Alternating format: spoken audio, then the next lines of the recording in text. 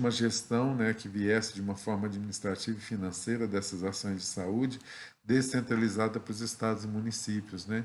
Brasília é muito longe dos municípios, né? O centro de poder de comando da saúde via ministério não chegava a todos os cantos do país e, logicamente, um país extremamente rico em diversidades regionais, micro-regionais, municipais, locais, como a gente já falou. Então, imagina o Ministério colocando políticas para todos os municípios brasileiros de uma forma igualitária. Né? Logicamente que não funcionava, cada um tem a sua particularidade, cada um tem a sua maneira de verificar quais são as necessidades em saúde. E, logicamente, o Estado, né, devendo promover a participação e o controle social das ações de saúde. Nós precisamos voltar a ter, né, as pessoas participando da gestão da saúde, logicamente, porque é do interesse delas. A partir da década de 1980, nós temos um período de redemocratização, né?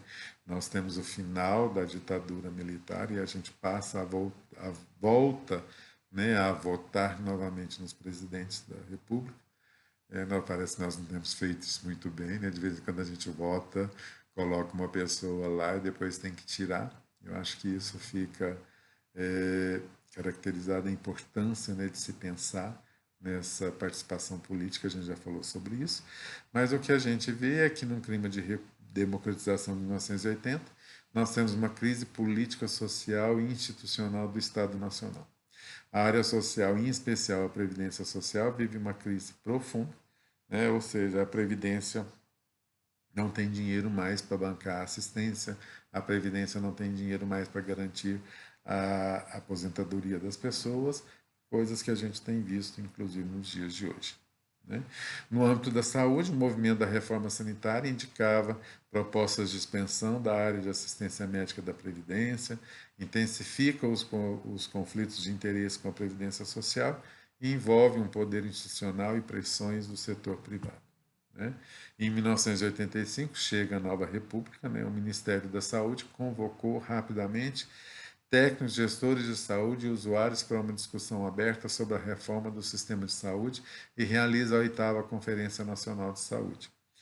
A 8ª Conferência Nacional de Saúde é a mais importante de todas, né? Ela é assunto de todo concurso público, ela é assunto de várias questões, porque ela junta, né, todas essas pessoas que estavam a fim de modificar o parâmetro de saúde no nosso país.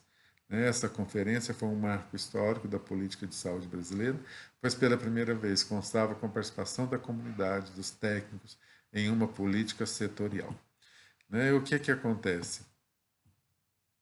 Essa Conferência Nacional de Saúde emite um relatório, né, em 1986. E o que a gente constava nesse relatório da 8ª Conferência de Saúde? A saúde como direito. Em seu sentido mais abrangente, a saúde passava a ser compreendida como resultante das condições da alimentação, de habitação, de educação, de renda, meio ambiente, trabalho, transporte, emprego, lazer, ou seja, tudo que nós já falamos sobre os determinantes sociais da saúde. Ele entende que a saúde não é somente um mecanismo biológico, né, que tem um contexto social e que ela deve ser estendida a todo brasileiro, independentemente se ele contribui ou não para o sistema de proteção. Logicamente, a definição de direito à saúde como sinônimo de garantia pelo Estado de condições dignas de vida e de acesso universal e igualitário às ações e serviços de promoção, proteção e recuperação da saúde em todos os seus níveis, a todos os habitantes do território nacional, levando ao desenvolvimento pleno do ser humano em sua individualidade. Em 1987, nós temos o SUDES, que antecede a criação do SUS. É Sistema Único Descentralizado de Saúde. Ele avança na política de descentralização da saúde, principalmente na descentralização do orçamento. Ele permite maior autonomia dos estados na programação das atividades do setor. Logicamente que ainda não é uma municipalização, ainda não é, o município tomando conta, né, desse orçamento. Mas, logicamente, ele já descentraliza do Ministério da Saúde. E o que acontece? A gente tem umas estratégias de hierarquização. O que é hierarquização? Os níveis de atendimento, né? Nós temos atendimento na baixa complexidade, na média complexidade e também na alta complexidade.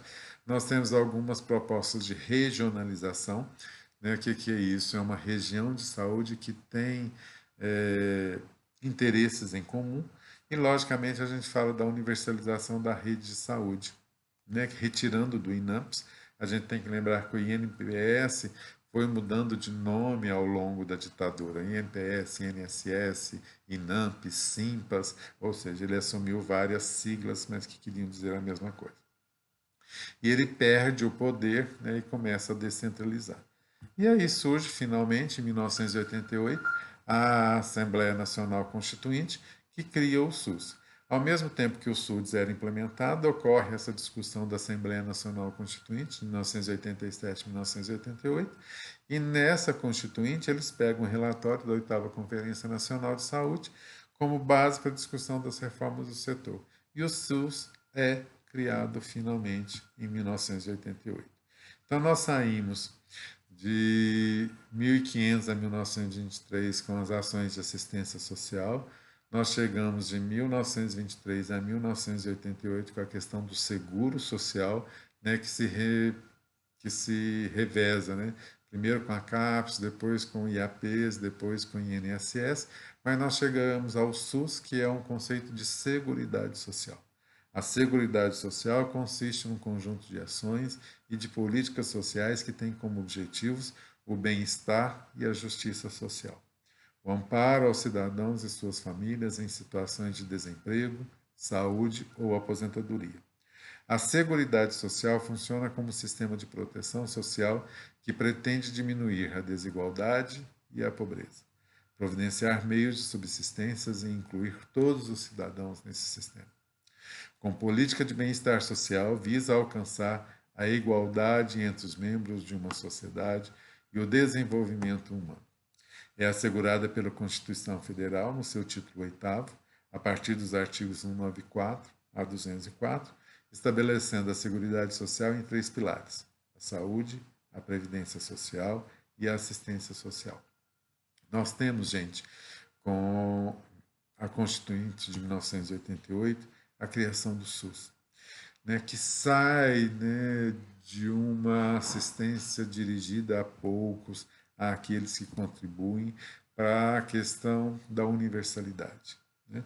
Nós vamos, em outras aulas, estudar os principais princípios do SUS, mas ele é baseado na universalidade, que é uma assistência para todos, na integralidade, que é uma assistência que permeia todos os caminhos do cuidado assistencial, e também na questão da equidade, né, que é tratar de forma diferente as pessoas que têm necessidades diferentes.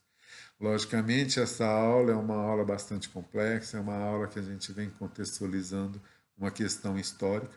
Na próxima aula, nós vamos ter a apresentação de um vídeo, onde nós facilitamos esse entendimento, nós deixamos um conhecimento mais audiovisual, para que vocês tenham a exata noção dessa evolução das políticas públicas de saúde no nosso país.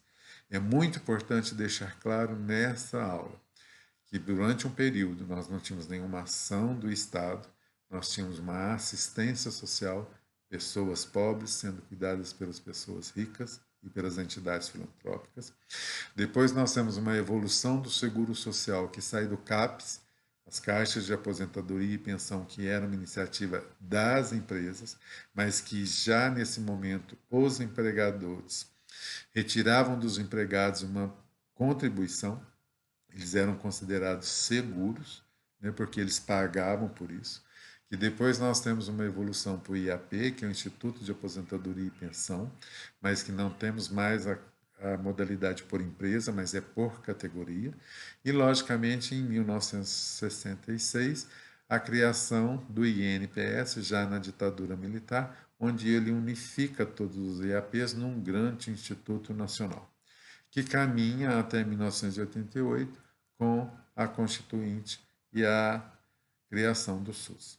É essa a nossa principal mensagem dessa aula de hoje.